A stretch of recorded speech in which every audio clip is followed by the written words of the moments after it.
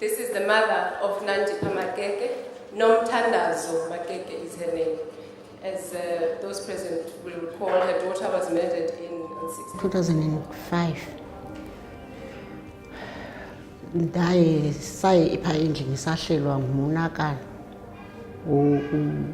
ukusweleka kukaNandipha Makeke warhuqwa ngabantwana bakwaphaya esitratweni.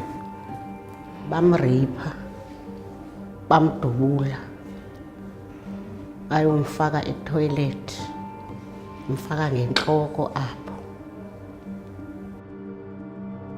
Busekhona ubundlobongela abuphilanga. Mna ke sele ehlelwe sesisehlo kuba buhlungu noba sekukhala umuntu phaa phandle ebusuku ndiqonda uba ubundlobongela ingathi so abunawuphela.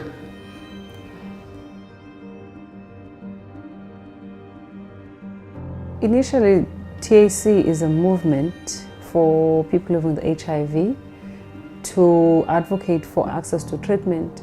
But as the campaign went forward, it attracted a lot of young people, particularly poor people in poor communities, who were not only facing HIV as their only issue. The majority of TAC members are young women, particularly Black African in poor townships. One of the things that we were confronted with was obviously gender-based violence.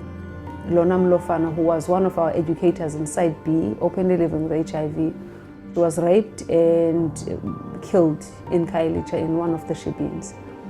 And the beating happened in the street. It was publicly done. The guys came together and they were beating her outside like a dog.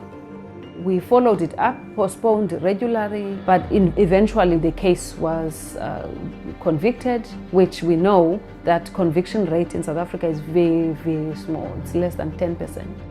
As a consequence of that case, which had scores of hearings, the docket going missing and so on, the entire organization felt not simply the pain that had come with her death, but also the anguish and how the system was failing her mother, her comrades, and the broader community.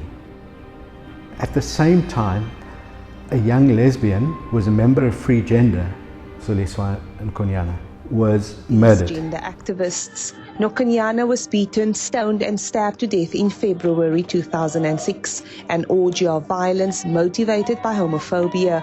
Today, the court heard that correctional services reports were outstanding and that the case was postponed once again. The case was postponed 96 times. So we were getting exhausted. We are frustrated the way the Khayelitsha magistrate is doing things. We were inundated with lots of cases from community members who saw us as an organization that can also take up their cases that were stuck. Dockheads got lost in the police. They didn't even go as far as the court. We followed each and every case.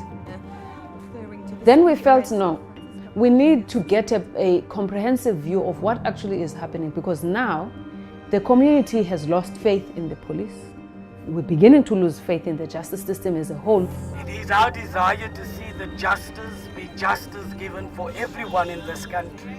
It was Treatment Action Campaign, Equal Education, above all the Social Justice Coalition, who mobilized men and women, heterosexual, to march in defense and to picket in defense at every court hearing of a lesbian like Khayelitsha Commission.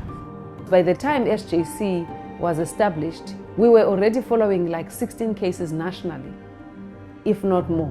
So we began to question all of those things. What is a court process and how should we influence court process? What's happening in our courts? Why are cases being postponed? The most frustrating thing in following up a case is the postponements. The police do not do enough in terms of their preparation for the case, because the police is an extension of the justice system.